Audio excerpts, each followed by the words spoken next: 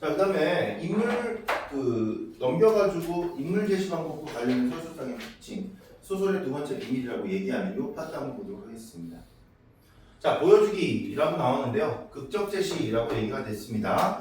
극적할 때 이 극은 익스트림 얘기하는 게 아니라 여기서 연극적이다라고 생각하시면 되겠고요.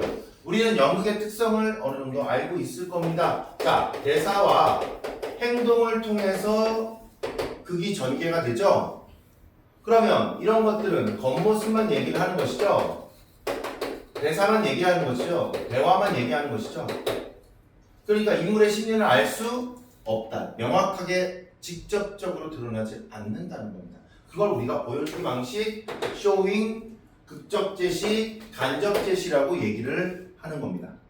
자, 예를 들어서 1인칭 주인공 시점이나 3인칭 전적 작가 시점요. 이렇게 얘기할 수 있을 확률이 더 높은데 춘향이는 엄청 효녀다 라든지 아니면 춘향이가 뭐 이렇게 되니까 산천 초목이 다 울더라 라든지 어떤 인물의 심리라든지 사건의 전개에서의 어떤 평가라든지 이런 게 직접적으로 드러난단 말이죠. 근데 간접 제시는 뭐예요? 단순히 등장인물의 행위, 외양, 겉모습, 대사를 통해서 심리나 성격들을 우리가 미루어 짐작할 뿐이지 간접적으로 제시될 뿐이지 암시, 은근하게 보여주는 거, 숨기면서 보여줄 뿐이지 직접 제시되지 않는다는 겁니다. 자, 허생전이죠. 허생전은 본 적이 없다. 그러면 얘기를 생략해도 되겠죠. 근데 간단하게 얘기하면 하루는 처가 몹시 배가 고파서 울음 섞인 목소리 말했다. 자, 엄청 가난해요. 과거 외양분이 글 읽어서 무엇하니? 그러면 이 사람에게 학문, 즉 허생의 처의 입장에서는 학문을 왜 하는 거예요? 벼슬 길에 오르려고 하는 것이죠. 이런 것들이 학문의 효용이라고 효과라고 생각을 하는 것이죠. 자, 근데 나는 독서에 익숙하지 못하였어 라고 얘기하고 그러면 기술직은 못하시나요? 나 기술은 배워본 적이 없는데? 그럼 장사는 못하시나요? 장사는 미천이 없는데? 그러면 이렇게 했더니 이것만 배웠어? 어떻게 하겠소만 배웠어? 그러면 도둑질을 못하시나요? 할 정도라고 이야기한다면 이때 처는 너무나 극심한 가난 때문에 윤리의식도 이제는 저버리게 된 것이죠. 처를 원망하거나 처를 비난하는 게 아니라 그 정도로 극심한 가난이란 말이에요. 그쵸? 도둑질이라도 해와 라고 씀을 내는 것이죠. 그쵸? 허생은 어때요? 이것도 못하겠다 저것도 못하겠다 얘기하는 걸 보니 이 사람은 경제적으로 무능력한 사람이고 실제 학문에 대해서 자기가 열심히 정진하고 노력한다고 하더라도 주변에 있는 사람들을 살피는 사람은 아니죠. 꽉 막힌 사람이죠. 자, 그런 것들을 우리가 짐작할 수 있다는 거죠. 뭘로? 대사와 그리고 겉모습 어떻게 이야기하는가에 따라서. 그래서 알아낼 정보에서 얘기할 수 있는 것은 뭐냐? 허생은 그림게임에 관심이 있고 그래 얘는 고지식하고 무능력한 사람이다. 가정을 돌보는데 관심이 없고 경제적으로 어떻게 무능력한 사람이다 라고 얘기할 수 있는 거죠. 자, 허생의 아내는 넌 도둑질이라도 못하니 도둑질이란 말을 통해서 남편의 경제적인 무능력을 꾸짖고 있다. 먹고 사는 게 중요하지 생존의 문제란 말이야 라고 얘기를 하고 있는 겁니다. 자, 그다음 말하기 방식.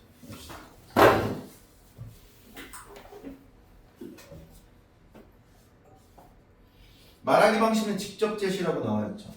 설명적 제시, 직접 제시, 이 요약적 제시 다 같은 말이다.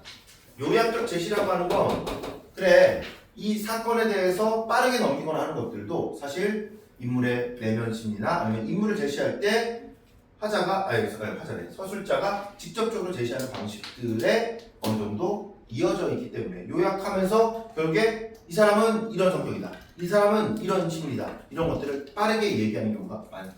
직접적으로 얘기하는 경우가 많다. 설명적 제시, 직접적 제시 다 말하기, 텔링에 해당이 된다. 서술자가 어떻다, 인물의 심리, 성격을 어떻게 직접적으로 제시한다.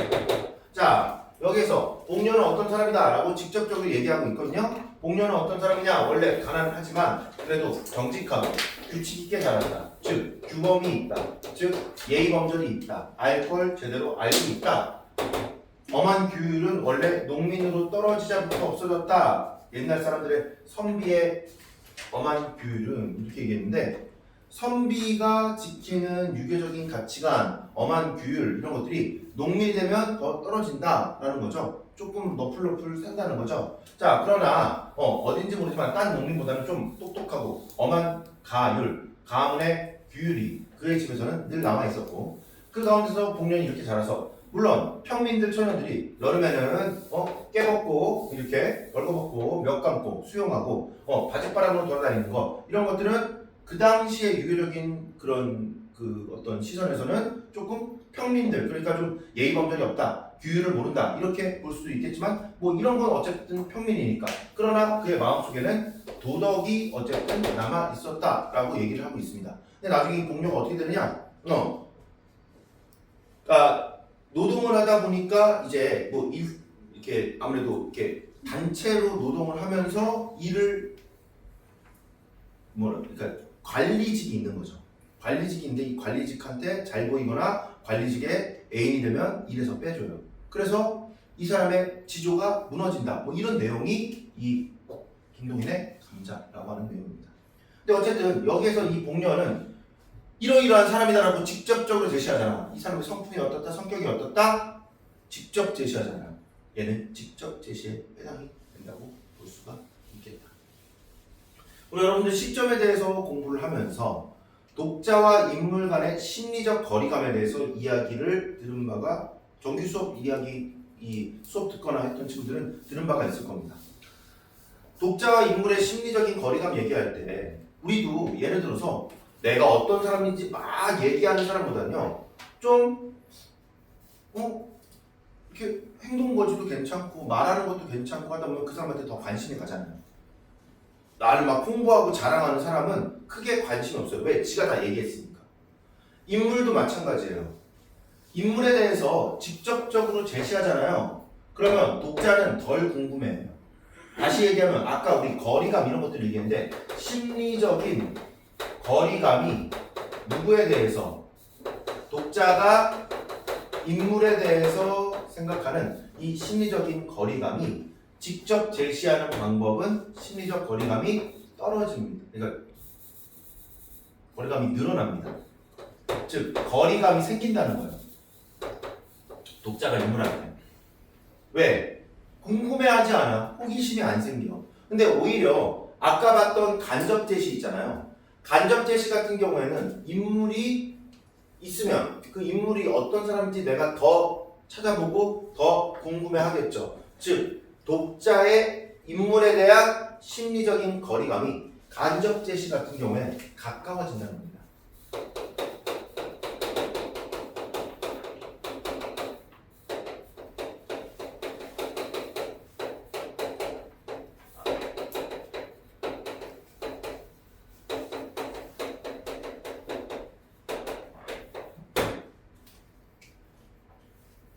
더 궁금해하고 더 알아보려고 하고 더 호기심이 든다는 거예요.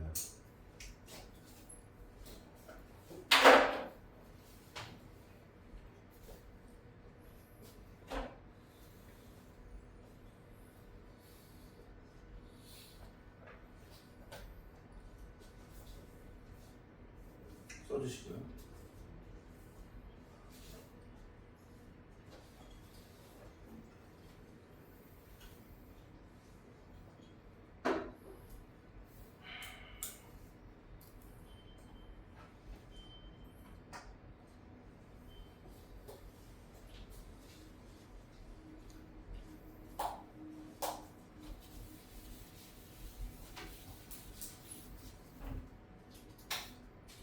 자, 그 다음에 시점. 여러분들 시점 다 알 겁니다. 1인칭 주인공 시점, 1인칭 관찰자 시점, 3인칭 전적 작가 시점, 3인칭 작가 관찰자 시점. 다 알고 있죠? 넘어갈게요. 자, 근데 여기에서 보면요. 지금 뭐 무진기행이라고 나와 있는데 무진기행은 나라고 1인칭으로 나왔는데 이게 3인칭이 됐어요. 희중이라고 바뀌었어요. 그러면 당연히 객관성이 더 생기겠죠. 답은 그래서 4번이 되는 겁니다. 그렇죠? 넘겨서 시점의 전환에 대한 내용이 나옵니다.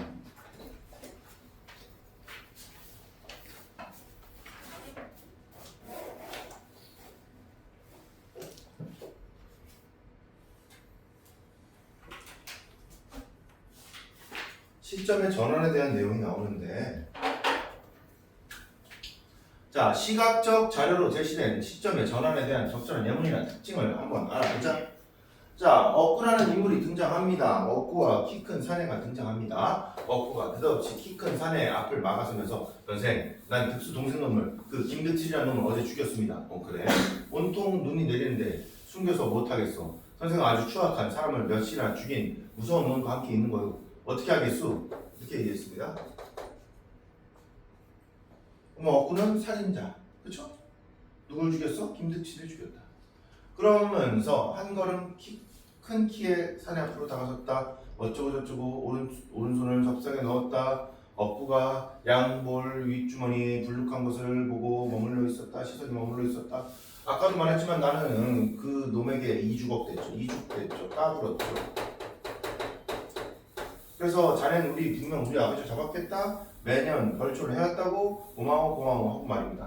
그런데 그 득칠이를 난 그날 밤 죽이고야 만 것입니다. 글쎄 나도 그걸 모르겠다. 내가 왜 죽였는지. 자, 이거 억구가 얘기한 거죠. 이런 억구의 풀이 죽은 목소리, 여지껏 들어보지 못한 맥 빠진 풀이 죽은 목소리. 이윽고 억구가 키가 큰 사내 앞에서 몸을 돌리면서 산 등성이를 가리켜 보았다.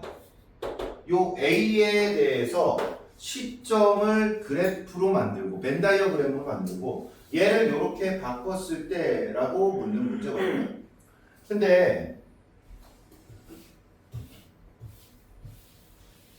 아마 여기에 나와 있는 가의 시점이 윗글이고 나로 바꿨을 때를 묻는 문제인데 이걸 이제 해석을 해야 되는 거죠. 자, 그랬을 때 여기 나와 있는 이 보기에 대한 여기 또 해설이 뒤에 정답하고 같이 나와 있으니까 이거를 해설에서는 어떻게 봤냐면, 야, 전적 작가 시점인 건 맞아. 둘 다. 근데 얘는 억구와 사내를 바라보고 있어. 했는데 그래도 억구 입장의 관점에서 조금 더 바라보고 있어 라고 얘기를 하거든요, 해설에서는.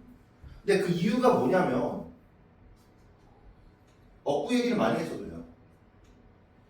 억구가 풀이 죽은 목소리로 말했다. 그리고 억구가 이렇게 했다 라고 억구 관점에서 더 서술을 많이 했다 정도거든요. 그래서 해설 보고 헷갈리지 마시고 우선은 이런 거예요. 전적 작가 시점인데 지금은 억구 얘기를 조금 더 많이 했다 정도지 사실 이게 억구의 입장에 완전 이입해서까지는 또 아닙니다. 어쨌든 전적 작가 시점의 일반적인 거야. 그런데 이제는 어떻게 하자? 사내 입장에서 조금 더 억구를 바라보는 그러한 전적 시점을 만들어보자. 그러한 시점으로 바꿔보자. 그럼 답이 몇 번이 되겠는가? 라고 하는 문제예요. 그러면 5번이 된다. 왜? 키 큰 사내 입장에서 억구의 말이 풀이 죽은 목소리라고 생각했다. 우리는 아까 여지껏 이런 목소리였다. 억구는 어떻게 얘기했다. 그러니까 억구의 입장이 조금 더 두드러지잖아. 억구의 목소리를 조금 더 얘기했잖아. 그러한 가의 시점에서 나로 바꾸면 얘는 사내의 관점에서 조금 더 서술했다고 볼 수 있겠죠. 선생님이 만약에 여기에서 이 해설에서 얘기한 것처럼 억구의 입장에서 얘기했다라고 한다면 면밀히 그런 것들을 살핀다고 한다면 얘도 이렇게 해야 될 거라고 나는 생각을 하거든요. 억구의 입장에서 사내의 입장에서 억구를 얘기했다처럼 억구의 입장에서 대시 사내를 이렇게 바라봤다. 근데 그런 것도 아니란 말이지. 그래서 얘로 약간 헷갈리게 하는 문제입니다. 답은 그래서 5번이 되겠습니다. 사내의 입장에서 억구를 조금 객관적으로 바라보는 전적 작가 시점이다 라고 볼 수가 있겠습니다. 그럼 여러분들은 그 다음에 나와 있는 구보시의 1.1에서 적용 문제 3번을 포함해서 1번부터 4번까지를 한번 풀어보도록 합시다.